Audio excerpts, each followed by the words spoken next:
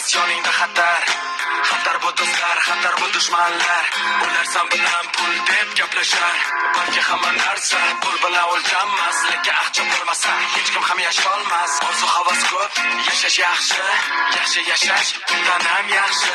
Yaxshi yashashga nima kerak? Yaxshigina pul kerak. Pul kerak. Pul hamma ichidagi ta'dad.